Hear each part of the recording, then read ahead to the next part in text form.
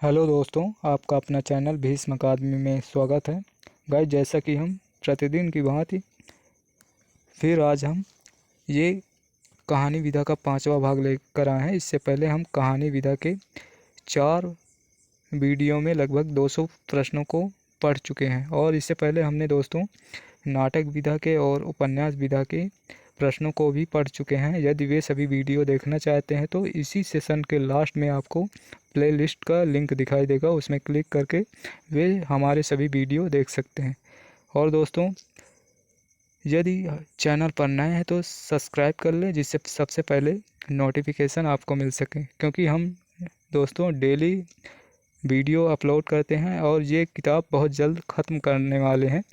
और दोस्तों, ये सभी प्रश्न यूथ कंपटीशन बुक में संकलित हिंदी साहित्य के इतिहास का ये कहानी विधा का 5वां भाग है। ये सभी प्रश्न प्रीवियस ईयर प्रश्नों की श्रृंखला है, जो कि ये सभी प्रश्न हिंदी साहित्य UGC NET, JRF, UP TGT PGT, Bihar TGT PGT, EMRS, KVS, NVS, DSSB दोस्तों भारत में किसी भी जिसमें हिंदी साहित्य आता है वे सभी एग्ज़ामों के ये प्रश्न हैं। और यदि आप तैयारी कर रहे हैं या करना चाहते हैं तो आज ही हमसे जुड़कर तैयारी शुरू कर सकते हैं। और यदि सेशन अच्छा लगे तो लाइक और शेयर तो करना ना भूलें, क्योंकि आपके लाइक और शेयर बहुत कम रहते हैं, तो लाइक और शेयर ज़रूर करें। और यदि चैनल पर नए हैं तो सब्सक्राइब कर लें, जिससे सबसे पहले नोटिफिकेशन आपको मिल सके। तो चलिए देर न करते हुए सेशन की शुरुआत करते हैं। और ये दोस्तों कहानी विधा का लास्ट वीडियो होगा, इसके बाद हम निबंध विधा के प्रश्नों को पढ़ेंगे। तो चलिए शुरू करते हैं ये कहानी विधा का 5वां भाग। प्रश्न है 1241। महिला रचनाकारों के निम्नांकित कहानी संग्रहों का प्रकाशन वर्ष के अनुसार सही अनुक्रम देखना है। तो चलिए देखते हैं। जोड़ बाकी है ये शशि प्रभा शास्त्री का, इसका प्रकाशन 1981। और एक स्त्री कविता गीत ये है मृणाल पांडे का, इसका प्रकाशन 1983 में। और यही सच है ये मन्नू भंडारी का, इसका प्रकाशन 1966 में।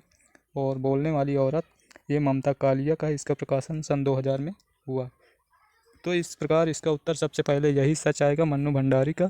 फिर आएगा जोड़ बाकी है शशि प्रभा शास्त्री का, 1981। तो इसका उत्तर विकल्प बी सही है। चलिए अगला प्रश्न देखते हैं।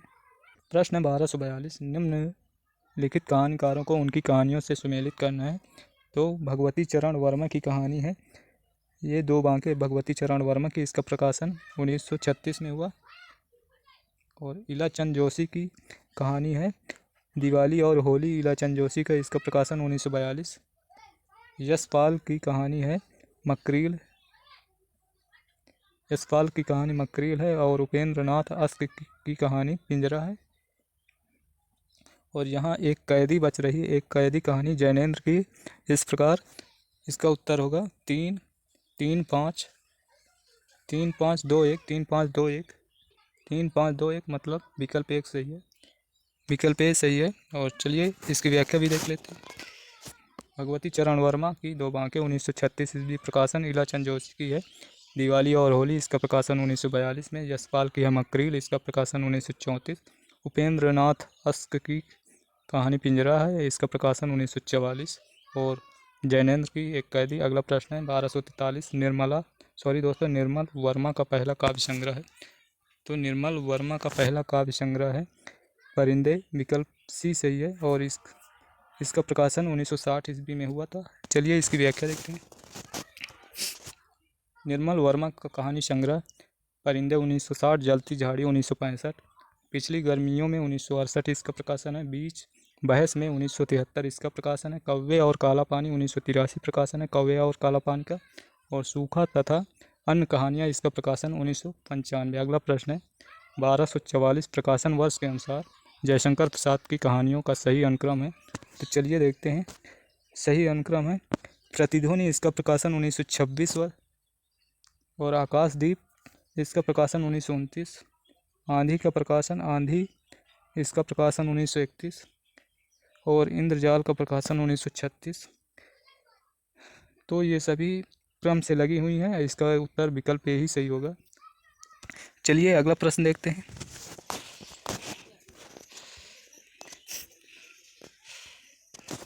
इसमें सूची 1 को सूची 2 से मिलान करना है। तो 11 वर्ष का समय कहानी है रामचंद्र शुक्ल की, और गुलबहार कहानी है किशोरी लाल गोस्वामी की। एक टोकरी भर मिट्टी ये माधव राव सप्रे की है। प्लेग की चुड़ैल ये है भगवान दास की। तो इसका उत्तर होगा 4-2-1-5। विकल्प ए सही है। इसका उत्तर विकल्प ए सही है। चलिए अगला प्रश्न देखते हैं।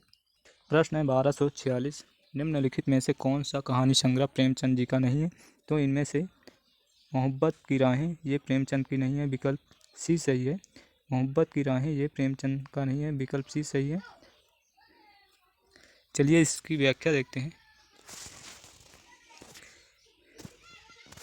मोहब्बत की राहें 1945, फरिश्ता 1946, बिगड़े हुए दिमाग 1948, इंसान 1950, सितार के तार 1951, बलिदान की कहानियाँ 1951, मंजिल 1951, महफिल 1958, मंगली की टिकुली 1982, आप क्या कह रहे हैं 1983।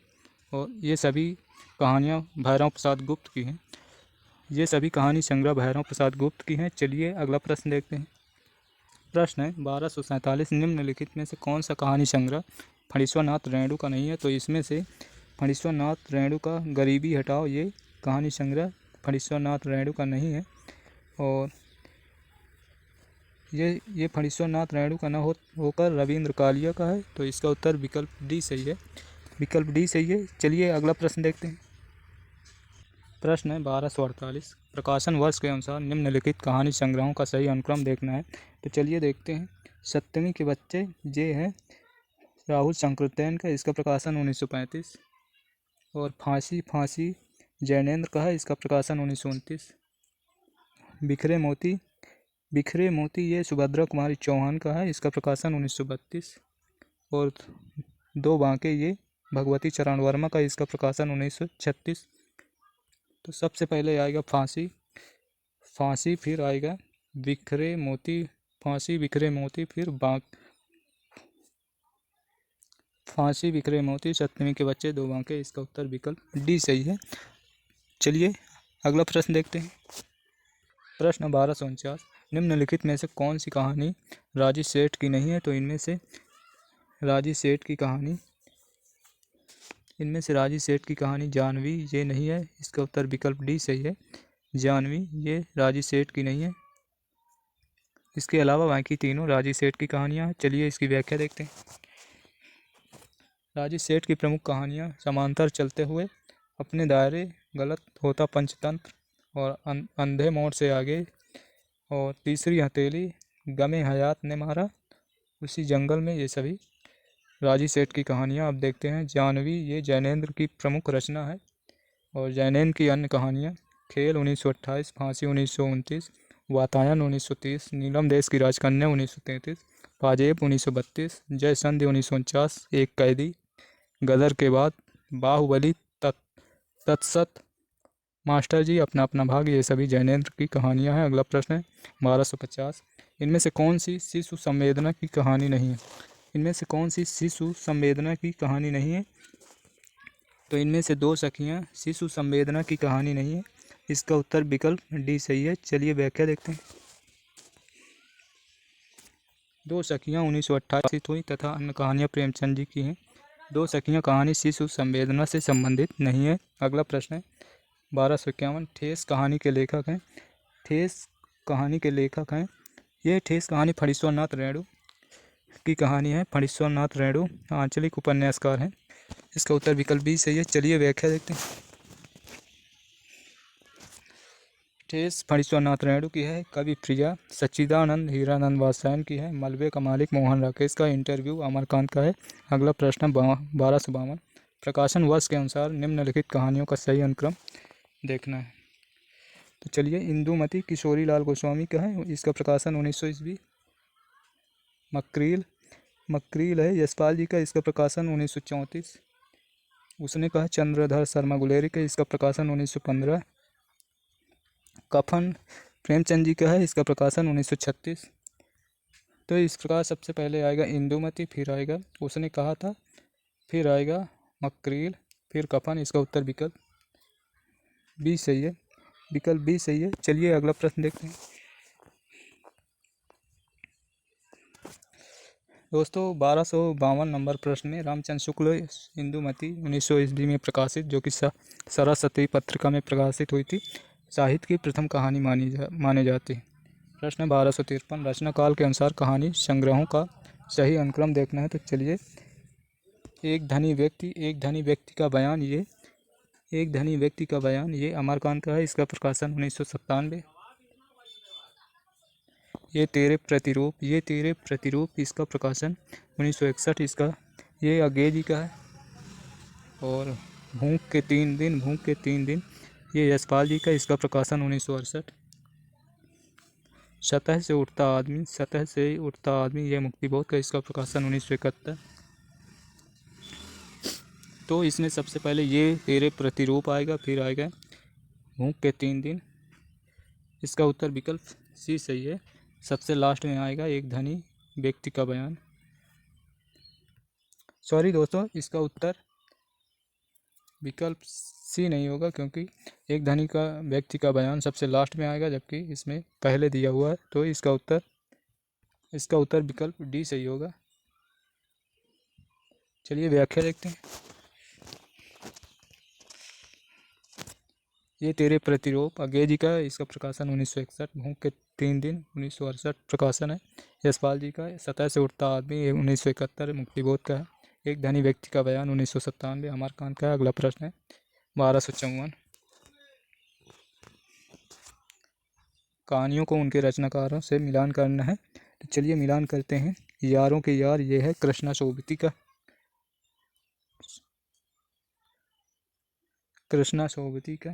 और मरी हुई मछली, ये है राजकमल चौधरी का। सपाट चेहरे वाला आदमी, ये दूधनाथ सिंह की है। कोसी का घटवार, ये शेखर जोशी की रचना है।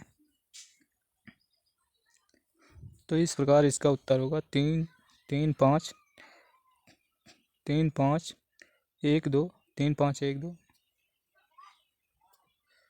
3 5 1। प्रश्न देखते हैं। प्रश्न है 1255 गुंडा कहानी प्रसाद के किस कहानी संग्रह में संकलित है। तो गुंडा कहानी प्रसाद के इंद्रजाल नामक कहानी संग्रह में संकलित है। विकल्प ए सही। चलिए व्याख्या देखते हैं। गुंडा कहानी जयशंकर प्रसाद के इंद्रजाल नामक कहानी संग्रह में संकलित है। प्रसाद के अन्य कहानी संग्रह छाया, प्रतिध्वनि, आकाशदीप, आंधी, ये सभी काव्य संग्रह हैं। सन 1911 ईस्वी में प्रसाद की पहली कहानी ग्राम शीर्षक से इंदु पत्रिका में प्रकाशित हुई। अगला प्रश्न है 1256 सतह से उठता आदमी की विधा है। सतह से उठता आदमी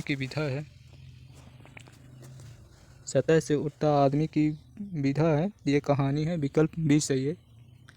चलिए अगला प्रश्न देखते हैं।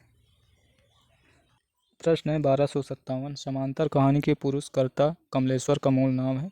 तो इनका मूल नाम है कैलाश सक्सेना। विकल्प बी सही है। चलिए व्याख्या देखते हैं। समांतर कहानी के पुरुषकर्ता कमलेश्वर का मूल नाम है कैलाश सक्सेना। इनका समांतर कहानी आंदोलन की प्रतिक्रिया स्वरूप हुआ था। कहानी आंदोलन के प्रवर्तक गंगा प्रसाद बिमल है। और समांतर से तात्पर्य कहानी को आम आदमी के जीवन की परिस्थितियों और समस्याओं के समांतर प्रतिष्ठित करने का प्रयास से है। कमलेश्वर द्वारा रचित कहानियाँ राजा निर्वंशिया, कस्बे का आदमी, खोई हुई दिशाएं, मांस का दरिया, बयान जाज पंचम की नाक, ये सभी कमलेश्वर द्वारा रचित कहानियाँ हैं। अगला प्रश्न है 1258 आधुनिक नारी अब अपनी पूरी गरिमा, देश संपदा और वास्तविक सम्मान के साथ आई है। औरतें हैं वे झूठी सती या वेश्याएं नहीं। इसलिए नई कहानी खलनायिकाओं से शून्य है। नई कविता कहानी के संबंध में उपर्युक्त किसका कथन है। तो ये कथन है कमलेश्वर जी का। विकल्प ए सही। चलिए इसकी व्याख्या देखते हैं। नई कहानी के संबंध में उक्त कथन कमलेश्वर का है। अगला प्रश्न है, तीसरी कसम फिल्म किस लेखक पर बनाई गई है? तीसरी कसम फिल्म ये बनाई गई फणीश्वर नाथ रेणु पर। विकल्प बी सही है। चलिए इसकी व्याख्या देखते हैं।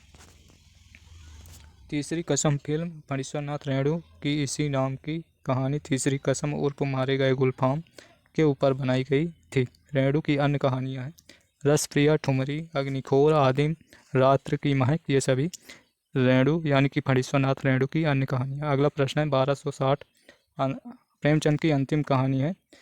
प्रेमचंद की अंतिम कहानी 1936 में प्रकाशित कफन है। विकल्प बी सही है। चलिए इसकी व्याख्या देखते हैं। प्रेमचंद की अंतिम कहानी कफन है और प्रेमचंद विश्व स्तर के महान उपन्यासकार और कहानीकार हैं। इनकी प्रमुख कहानियाँ ईदगाह, ठाकुर का कुआं, बड़े घर की बेटी और शतरंज के खिलाड़ी, नमक का दरोगा, दो बैलों की कथा, मंत्र, पूस की रात, ये सभी प्रेमचंद की कहानियाँ। अगला प्रश्न 1261 हत्या नामक कहानी के लेखक हैं। हत्या नामक कहानी के लेखक हैं तो ये जैनेन्द्र कुमार की कहानी हत्या है। चलिए इसकी व्याख्या देखते हैं। जैनेन्द्र प्रेमचंदोत्तर यानी कि प्रेमचंद के बाद के हिंदी कथा साहित्य के प्रमुख लेखक हैं। जैनेन्द्र द्वारा लिखी गई प्रसिद्ध कहानियाँ हत्या, खेल, फोटोग्राफी, अपना अपना भाग, बाहुबली, वातायन, नीलम देश की राजकन्या, एक दिन स्पर्धा, पत्नी एक कैदी, लाल सरोवर, मास्टर जी, भाभी आदि, ये सभी जैनेन्द्र द्वारा रचित कहानी है। और चलिए देखते हैं अगला प्रश्न है, प्रेमचंद उर्दू में किस नाम से लिखते थे? प्रेमचंद उर्दू में नवाब राय के नाम से लिखते थे। विकल्प बी सही है। चलिए व्याख्या देखते हैं। प्रेमचंद उर्दू में नवाब राय के नाम से लिखते थे। धनपत राय को प्रेमचंद नाम उर्दू के लेखक दया नारायण निगम ने दिया था।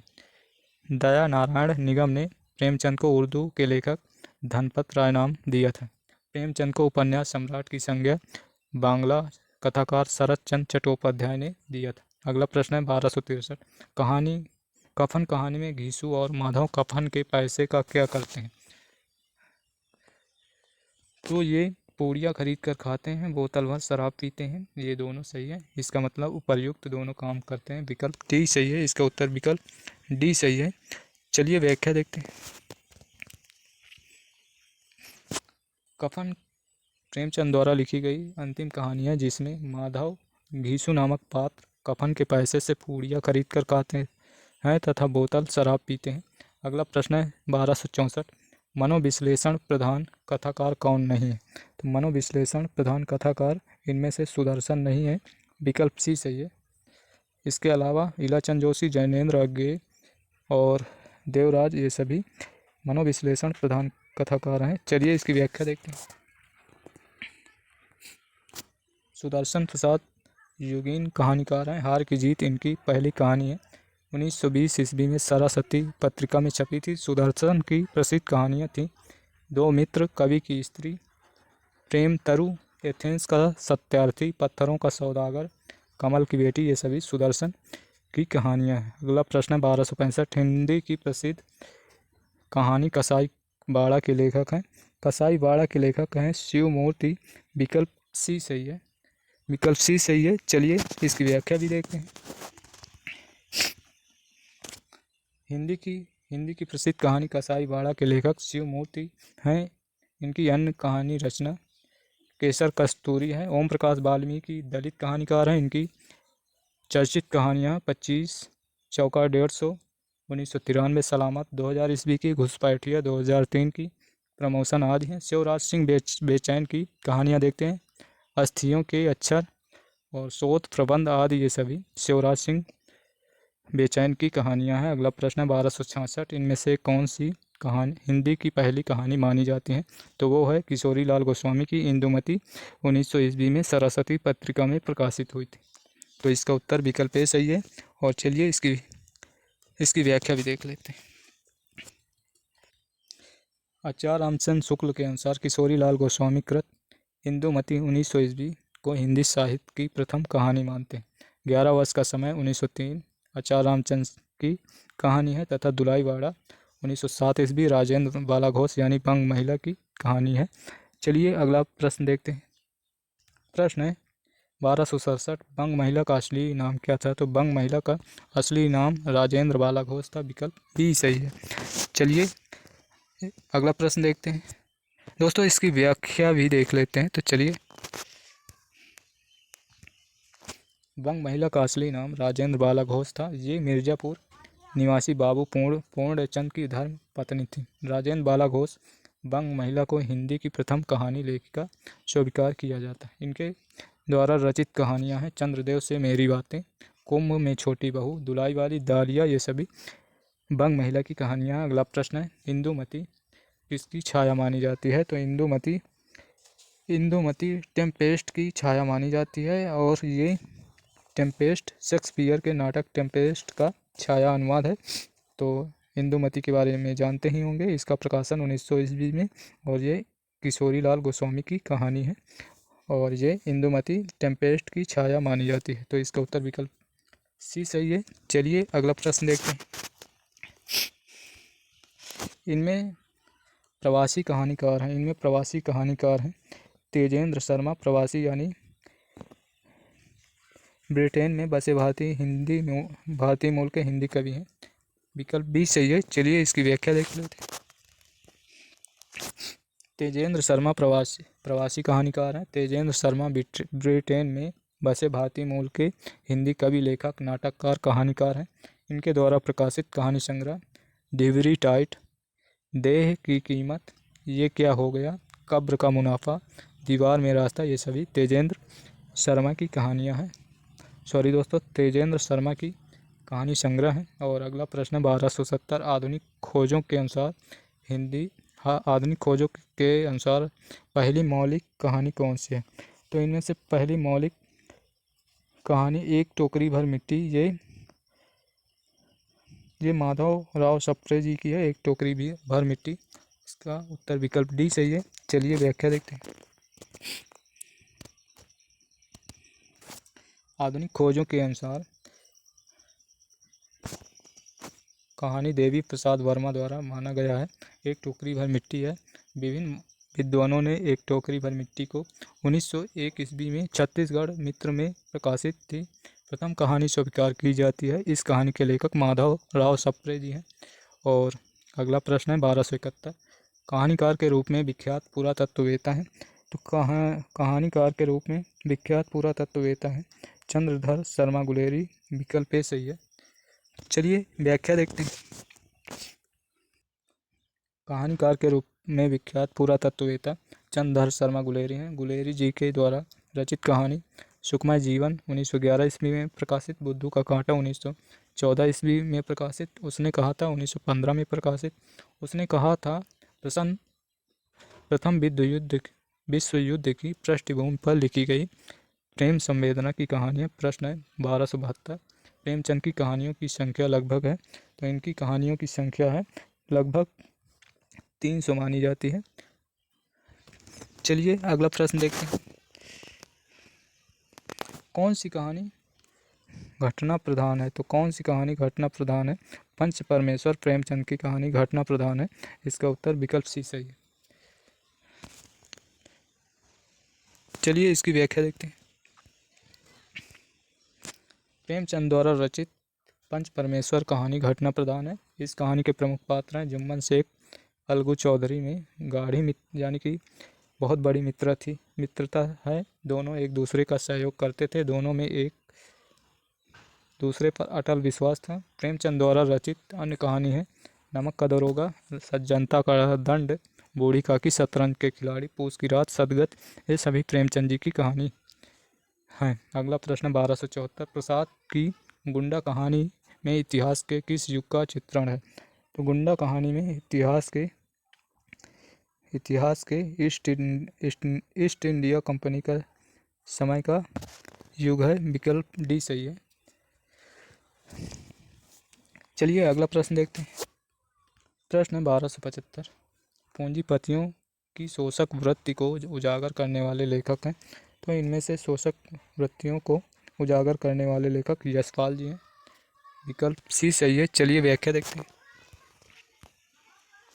पूंजीपतियों की शोषक वृत्ति को उजागर करने वाले लेखक यशपाल जी हैं। यशपाल द्वारा लिखित कहानी संग्रह पिंजरे की उड़ान, ज्ञानदान, अभिशप्त, तर्क का तूफान, खच्चर और आदमी, ये सभी कहानी संग्रह यशपाल जी के हैं। अगला प्रश्न 1276। राजस्थानी परिवेश में प्रेम की निगूढ़ अभिव्यक्ति कहानी में हुई है, तो ये हुई है गदल कहानी। ये रंगे राघव की है। चलिए व्याख्या देखते हैं। राजस्थानी परिवेश में प्रेम की निगूढ़ अभिव्यक्ति गदल कहानी है। इस कहानी के लेखक रंगे राघव हैं। इनकी अन्य कृतियाँ देखते हैं। चलिए अन्य कृतियाँ हैं कब तक पुकारूं, मुर्दों का टीला, रत्ना की बात, पथ का पाप, जब आवेगी काल घटा, अंधेरे के जुगनू, सीधा साधा रास्ता, विषाद मठ, ये सभी रंगे राघव की कहानियाँ। अगला प्रश्न 1277। नई कहानी की विशेष उपलब्धि किस क्षेत्र में रही है, तो विशेष उपलब्धि बदलते सामाजिक पारिवारिक रिश्तों के चित्रण में। विकल्प ए सही है। विकल्प ए सही है। तो नई कहानी की विशेष उपलब्धि बदलते सामाजिक पारिवारिक रिश्तों के चित्रण में। विकल्प ए सही है। चलिए अगला प्रश्न देखते हैं। प्रश्न 1278। आचार्य रामचंद्र शुक्ल हिंदी की प्रथम कहानी किसे मानते हैं, तो वो इंदुमती को मानते हैं। इसका प्रकाशन 1900 ईस्वी में सरस्वती पत्रिका में हुआ था। ये किशोरी लाल गोस्वामी की कहानी है। इसकी व्याख्या भी देख लेते हैं।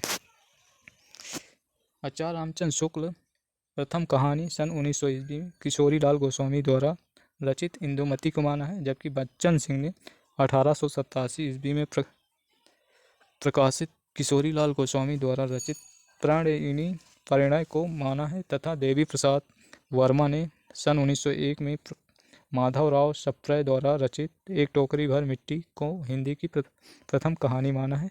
तो यहाँ विद्वानों ने अपने अपने अनुसार अलग अलग कहानियों को प्रथम माना है। तो प्रश्न किसी भी तरह का आ सकता है, तो ध्यान देने की यहीं पर ध्यान देना चाहिए। चलिए अगला प्रश्न 1279। इनमें से शिव मूर्ति की कहानी नहीं है, तो इनमें से शिव मूर्ति की कहानी। चलिए इनमें से शिव मूर्ति की कहानी अकर्मक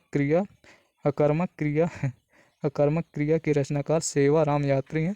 ये शिव मूर्ति की नहीं है। अकर्मक क्रिया ये इसके रचनाकार हैं सेवा राम यात्री की है। चलिए इसकी व्याख्या भी देख लेते हैं।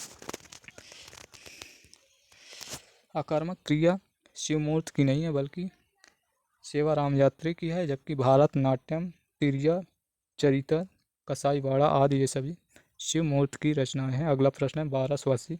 नई कविता परंपरा का तिरस्कार है और नई कहानी परंपरा का विस्तार, ये कथन है राजेंद्र यादव का। विकल्प बी सही है। विकल्प बी सही है। चलिए इसकी व्याख्या देखते हैं। नई कविता परंपरा का तिरस्कार है और नई कविता परंपरा का विस्तार है, ये कथन राजेंद्र यादव का है। अगला प्रश्न है 1281।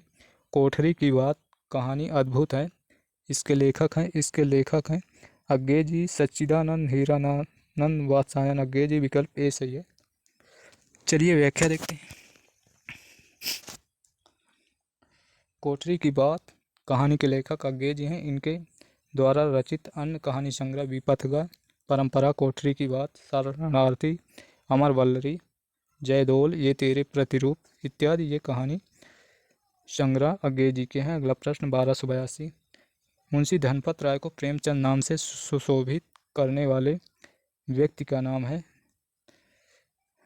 वो व्यक्ति थे जिन्होंने धनपत राय को प्रेमचंद नाम से सुशोभित किया था, तो वो दया नारायण निगम है। विकल्प ए सही है। चलिए इसकी व्याख्या देखते हैं। मुंशी धनपत राय को प्रेमचंद नाम से सुशोभित करने वाले व्यक्ति दया नारायण निगम है। शेष विकल्प असंगत है। मुंशी प्रेमचंद का मूल नाम धनपत राय था, किंतु वे नाम बदलकर नवाब राय वाराणसी के नाम से लिखते थे। प्रेमचंद को उपन्यास सम्राट की संज्ञा बांग्ला कथाकार शरत चंद्र चट्टोपाध्याय ने दिया था। चलिए अगला प्रश्न देखते हैं। प्रश्न 1283। निम्नलिखित में से राजेंद्र यादव की कौन सी कहानी है? तो इनमें से राजेंद्र यादव की कहानी जहाँ लक्ष्मी कैद है, शायद ये कहानी पढ़ी भी होगी आपने। तो ये है जहाँ लक्ष्मी कैद है, विकल्प भी सही है। चलिए अगला प्रश्न देखते हैं। दोस्तों जैनेंद्र के बारे में इससे पहले भी काफ़ी बार पढ़ चुके हैं, तो बार बार पढ़ने से क्या फ़ायदा। चलिए अगला प्रश्न देखते हैं। प्रश्न है 1284 लड़कपन था तब मैं उसके समकक्ष था, हम में कोई भेद न था, ये पद पाकर मैं अब केवल उसकी दया के योग्य हूँ, वो मुझे अपना जोड़ नहीं समझता, वो बड़ा हो गया है मैं छोटा हो गया हूँ। ये निम्नलिखित में से किस कहानी का अंश है? तो ये कहानी का अंश है गुल्ली डंडा, जो कि प्रेमचंद जी का है। विकल्प डी सही है। चलिए इसकी व्याख्या देखते हैं। लग ये प्रेमचंद द्वारा रचित गुल्ली डंडा कहानी का अंश है, तो इसका उत्तर विकल्प डी सही। अगला प्रश्न है 1285 निम्नलिखित में से कौन कहानीकार प्रेमचंद युग में ही प्रतिष्ठा प्राप्त कर चुका था? तो इनमें से है जैनेंद्र, विकल्प सी सही है। चलिए व्याख्या देखते हैं। जैनेंद्र ऐसे कहानीकार हैं जो प्रेमचंद युग में ही प्रतिष्ठा प्राप्त कर चुके हैं। जैनेंद्र के कहानियों के माध्यम से पहली बार हिंदी साहित्य में व्यक्ति को महत्व मिला है। जैनेंद्र द्वारा रचित कहानी संग्रह है फांसी वातायन, दो चिड़िया एक रात, नीलम देश की राजकन्या, ध्रुव यात्रा, पाजेब, जय संधि, ये सभी कहानी संग्रह जैनेंद्र जी के हैं। अगला प्रश्न 1286 प्रेमचंद जी की किस कहानी में बाल चरित्र का अनोखा वर्णन है? तो इनकी कहानी में वो है ईदगाह में, विकल्प डी सही है। चलिए इसकी व्याख्या देखते हैं। शायद आप सभी ने इस कहानी को पढ़ा होगा, तो चलिए व्याख्या देखते हैं। प्रेमचंद की ईदगाह कहानी में बाल चरित्र का अनोखा वर्णन।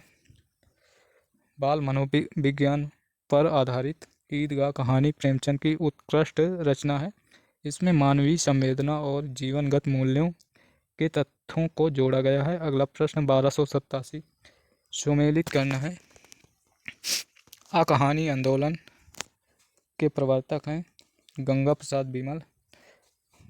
प्रसाद बिमल और सक्रिय कहानी के राकेश वत्स हैं, और समांतर कहानी के आप सभी जानते ही होंगे कमलेश्वर। सचेतन कहानी के महीप सिंह हैं। तो इस प्रकार इसका उत्तर होगा 4-3-4-3-1-2 4-3-1-2 4-3-1-2, विकल्प ए सही है। विकल्प ए सही है। चलिए अगला प्रश्न देखते हैं। 1288 निम्नलिखित में से किस कहानी के लेखक प्रेमचंद नहीं है? तो इनमें से कौन सी कहानी प्रेमचंद की नहीं है? तो वो है देवदासी। इसके रचनाकार हैं जयशंकर प्रसाद, विकल्प बी सही है। सॉरी दोस्तों, विकल्प डी सही है। देवदासी के कहानी के रचनाकार हैं जयशंकर प्रसाद। चलिए व्याख्या देखते हैं। देवदासी कहानी के रचनाकार जयशंकर प्रसाद हैं, जबकि होली का उपहार, मुक्ति मार्ग, बड़े घर की बेटी, ईदगाह, ठाकुर का कुआं, कफन, ये सभी कहानी प्रेमचंद जी की। प्रश्न 1289 नीलम देश की राजकन्या किस विधा की रचना है? स्वाभाविक सी बात है, हम कहानी विधा पढ़ रहे हैं, तो इसका उत्तर कहानी विधा होगी, लेकिन यदि एग्जाम में आ जाएगा तो आपको कन्फ्यूजन तो ज़रूर होगा। चलिए इसका उत्तर विकल्प भी सही है। चलिए व्याख्या देखते हैं। नीलम देश की राजकन्या कहानी विधा की रचना है। इस कहानी संग्रह के रचनाकार जैनेंद्र हैं। जैनेंद्र द्वारा रचित अन्य कहानी संग्रह फांसी वातायन, दो चिड़िया एक रात, ध्रुव यात्रा, पाजेब, जय संधि। जैनेंद्र की प्रथम कहानी खेल विशाल भारत नामक पत्रिका में प्रकाशित हुई, किंतु जैनेंद्र ने फोटोग्राफी को अपना प्रथम कहानी माना है। अगला प्रश्न 1290 निम्न कहानियों में से कौन सी कहानी जैनेंद्र कुमार की है? तो इनमें से पाजेब जैनेंद्र कुमार की है, और नमक का दरोगा प्रेमचंद की है, हार की जीत सुदर्शन जी की है। तो चलिए इसकी व्याख्या देखते हैं। पाजेब जैनेंद्र जी की है। जैनेंद्र मनोविश्लेषण परंपरा के प्रवर्तक हैं। हिंदी साहित्य में मनोविश्लेषण कहानीकार एवं उपन्यासकार के रूप में जाने जाते हैं जैनेंद्र कुमार। इनकी प्रसिद्ध कहानियाँ फांसी वातायन, नीलम देश की राजकन्या, एक रात, दो चिड़िया, पाजेब, जय संधि आदि ये जैनेंद्र कुमार की रचना है। नमक का दरोगा प्रेमचंद जी की है। मलबे का मालिक मोहन राकेश का है। हार जीत की सुदर्शन द्वारा रचित कहानियां हैं। अगला प्रश्न है 1291, निम्नलिखित में से कौन सी कहानी शैलेंद्र मटियानी का है? तो चलिए देखते हैं कौन शैलेंद्र मटियानी। इसमें अर्धांगिनी शैलेश मटियानी द्वारा रचित है। विकल्प डी सही है। चलिए व्याख्या देखते हैं। अर्धांगिनी शैलेश मटियानी द्वारा रचित एक प्रेम कहानी है। शेष माता का हृदय, बेटी वाली विधवा तथा होली का उपहार प्रेमचंद द्वारा लिखित कहानियाँ हैं। शैलेश मटियानी द्वारा रचित कुछ कहानी संग्रह इस प्रकार हैं। दो दुखों का एक सुख, नाच जमूरे नाच, हारा हुआ जंगल में मंगल, महाभोज, चील, प्यास और पत्थर, बर्फ की चट्टानें, ये सभी शैलेश मटियानी द्वारा रचित कहानी है। अगला प्रश्न है झबरा कुत्ता प्रेमचंद की किस कहानी का पात्र है? तो ये है झबरा कुत्ता प्रेमचंद की पूस की रात कहानी का पात्र है। विकल्प बी सही है। चलिए इसकी व्याख्या देखते हैं। झबरा कुत्ता प्रेमचंद की पूस की रात कहानी का पात्र है। इस कहानी के अन्य पात्र हैं हल्कू, मुन्नी, ये पूस की रात के अन्य पात्र हैं। कफन कहानी में घीसू, माधव, बुधिया प्रमुख पात्र हैं कफन कहानी। अगला प्रश्न 1293, प्रकाशन वर्ष के अनुसार कहानियों का सही अनुक्रम बताना है। तो चलिए क्रिकेट मैच ये 1936 का है। कफन 1936 का है। बड़े भाई साहब ये 1934 का है। और दो बैलों की कथा ये 1931 का है। तो ये सभी प्रेमचंद जी की कहानियाँ हैं। तो कफन तो जानते ही होंगे, सबसे लास्ट की है। तो इसका उत्तर विकल्प डी, सॉरी दोस्तों। तो इसमें सबसे पहले दो बैलों की कथा 1931 और उसके बाद बड़े भाई साहब, तो दो कहानियाँ 1936 की, कफन, क्रिकेट मैन। तो यहाँ पर इसका उत्तर विकल्प सी होगा। चलिए अगला प्रश्न देखते हैं।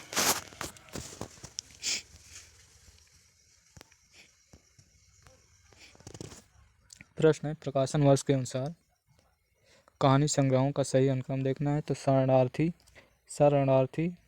ये अज्ञे जी का है। इसका प्रकाशन 1948। परिंदे निर्मल वर्मा का, इसका प्रकाशन 1960। और कामरेड का कोट ये है संजय का, इसका प्रकाशन 1993। और डायन भीष्म साहनी का, इसका प्रकाशन 1998। तो इस प्रकार सबसे पहले आएगा शरणार्थी, फिर परिंदे, फिर कामरेड का कोट। शरणार्थी, परिंदे, कामरेड का कोट। इसका उत्तर विकल्प ए ही सही है। इसका उत्तर विकल्प ए सही। चलिए अगला प्रश्न देखते हैं। प्रेमचंद की प्रश्न है 1295, प्रेमचंद की ईदगाह कहानी में हामिद की दादी का नाम क्या था? तो हामिद की दादी का नाम अमीना था। विकल्प सी सही है। चलिए अगला प्रश्न देखते हैं। प्रश्न है 1296, बड़े भाई के चरित्र के मनोवैज्ञानिक विश्लेषण पर आधारित प्रेमचंद की कहानी कौन सी है? तो इनमें से प्रेमचंद की कहानी है बड़े भाई साहब। विकल्प डी सही है। चलिए इसकी व्याख्या देखते हैं। बड़े भाई साहब के चरित्र के मनोविश्लेषण पर आधारित प्रेमचंद की कहानी बड़े भाई साहब। इनका अन्य चर्चित कहानियाँ हैं ईदगाह, पंच परमेश्वर, बूढ़ी काकी, सदगति, बड़े घर की बेटी, पूस की रात। ये सभी प्रेमचंद की कहानियाँ हैं। अगला फैक्ट है प्रेमचंद नाम से उनकी पहली कहानी बड़े घर की बेटी है और दिसंबर 1910 में जमाना नामक पत्रिका में प्रकाशित हुई थी। प्रश्न है 1297, प्रेमचंद के तीसरे दौर की कहानियाँ किस श्रेणी में आती हैं? तो तीसरे दौर की कहानी प्रेमचंद जी की यथार्थवादी थी। विकल्प ए सही है। चलिए व्याख्या देखते हैं। प्रेमचंद के तीसरे दौर की कहानियाँ यथार्थवादी श्रेणी की आती हैं। प्रेमचंद अपने लेखक के प्रारंभिक दौर में आदर्शवादी थे तथा आदर्शवादी कहानियाँ भी लिखते थे, किंतु बाद में गांधीवादी विचारधारा से होते हुए यथार्थवादी दृष्टिकोण अपना लिया। अगला प्रश्न 1298, चंद्रदास शर्मा गुलेरी की कौन सी कहानी को कला की दृष्टि से उत्कृष्ट माना जाता है?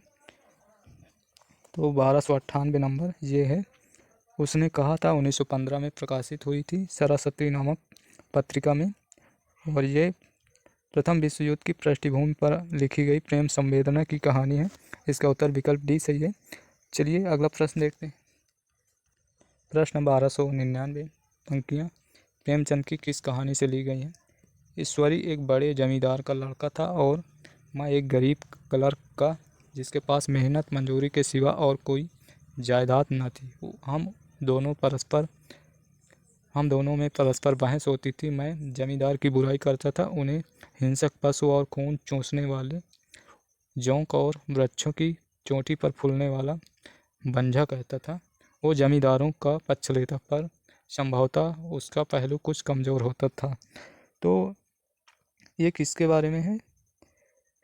तो ये पंक्तियाँ प्रेमचंद की नशा कहानी से ली गई है। विकल्प ए सही है। विकल्प ए सही है। और चलिए अगला प्रश्न देखते हैं।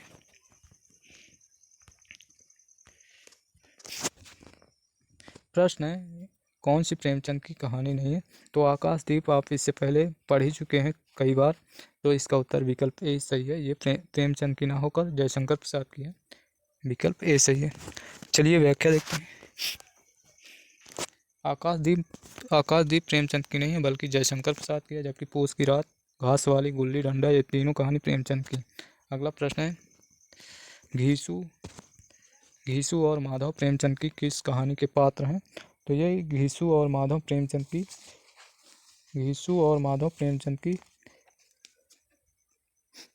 कफन कहानी के पात्र हैं। इसका प्रकाशन 1936 ईस्वी में हुआ था, और ये प्रेमचंद की अंतिम कहानी है।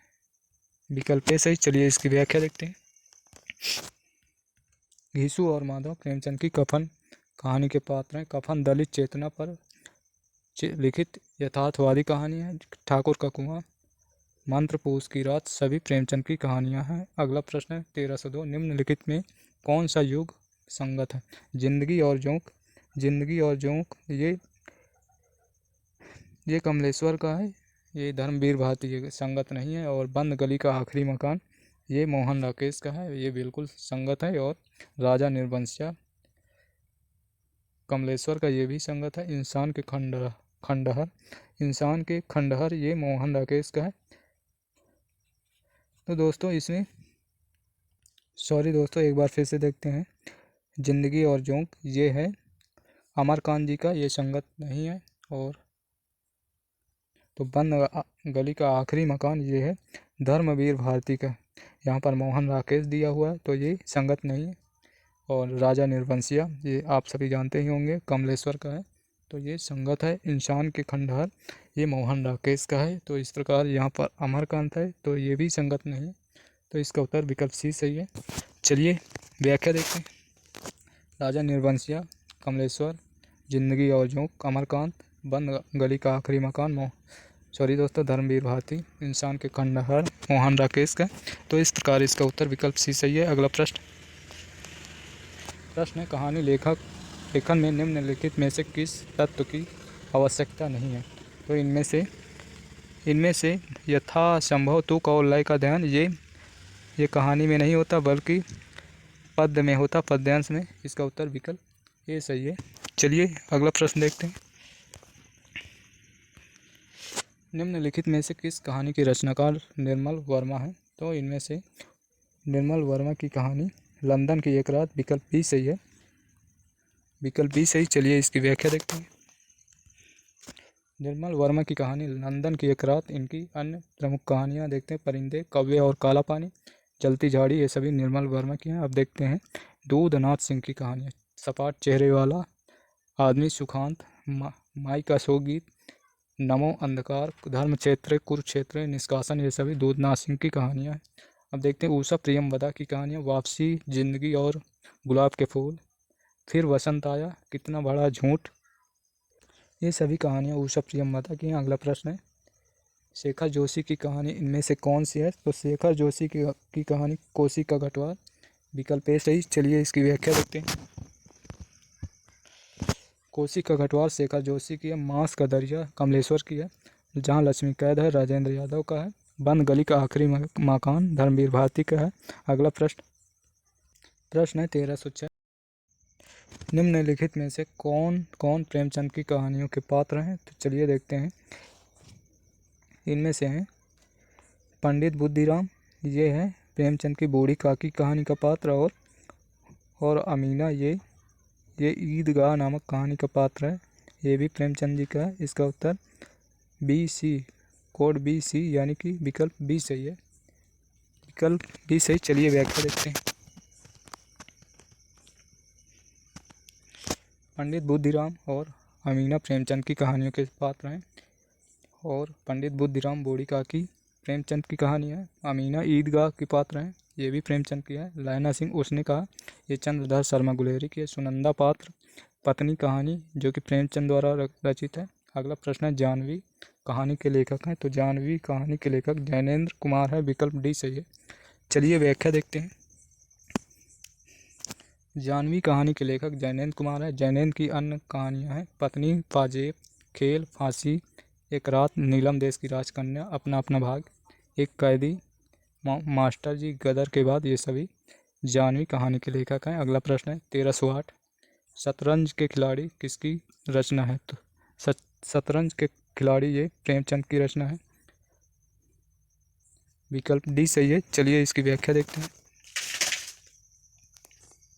शतरंज के खिलाड़ी प्रेमचंद की रचना है। प्रेमचंद ने 300 कहानियाँ लिखी हैं, जिनमें प्रमुख सौत, पंच परमेश्वर, बालक, नमक का दरोगा, ठाकुर का कुआं, नशा, दूध का दाम, कजाकी, बड़े भाई साहब, बड़े घर की बेटी, अलगोचा, पूस की रात, कफन, सदगत, ये सभी प्रेमचंद की कहानियाँ हैं। प्रश्न है 1309। उषा प्रियंवदा की वापसी किस विधा की रचना है? तो यहाँ पर कहानी पढ़ रहे हैं तो स्वाभाविक सी बात, ये कहानी विधा की रचना है। इसका उत्तर विकल्प सी सही है। लेकिन आपके सामने यदि एग्जाम में आ जाएगा तो कठिनाइयाँ तो होना ही है। तो यहाँ आप कहानी पढ़ रहे हैं, कहानी के प्रश्नों को, तो यहाँ उत्तर कहानी मार ही देंगे। लेकिन एग्जाम में कठिनाइयाँ आएंगी तो याद रखना जरूरी होगा। चलिए इसका उत्तर विकल्प सी सही है, कहानी। उषा प्रियंवदा द्वारा लिखित कहानी वापसी कहानी विधा की रचना है। इनकी प्रमुख कहानियाँ हैं एक कोई दूसरा, कितना बड़ा झूठ, फिर वसंत आया, ये सभी उषा प्रियंवदा द्वारा लिखित कहानियाँ। अगला प्रश्न है 1310। सिक्का बदल गया किसकी कहानी है? तो सिक्का बदल गया ये कृष्णा सोबती की कहानी है। और ये आज के सेशन का लास्ट है और कहानी विधा का भी लास्ट प्रश्न है। तो चलिए इसकी व्याख्या पढ़ लेते हैं। सिक्का बदल गया कहानी के लेखिका हैं कृष्णा सोबती। इनकी अन्य कहानियाँ हैं बादलों के घेरे में, आप देखते हैं शिवानी की प्रमुख कहानियाँ, लाल हवेली, पुष्पहार, अपराधिनी, रथ्या, रति विलाप, स्वयं सिद्धा, ममता कालिया की प्रमुख कहानी, छुटकारा, मुखौटा, बोलने वाली औरतें, सीट नंबर 6।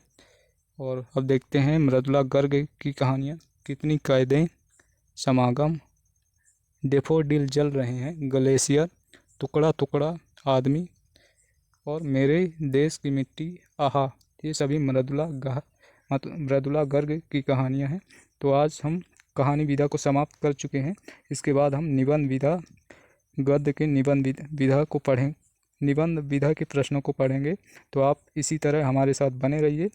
इससे पहले हम आपसे रिक्वेस्ट करेंगे कि यदि सेशन अच्छा लगा हो तो लाइक और शेयर ज़रूर करें। यदि चैनल पर नए हैं तो सब्सक्राइब कर ले, जिससे सबसे पहले आपको नोटिफिकेशन मिल सके। और लाइक और शेयर आपकी जिम्मेदारी भी बन जाती है, तो लाइक और शेयर करते रहें।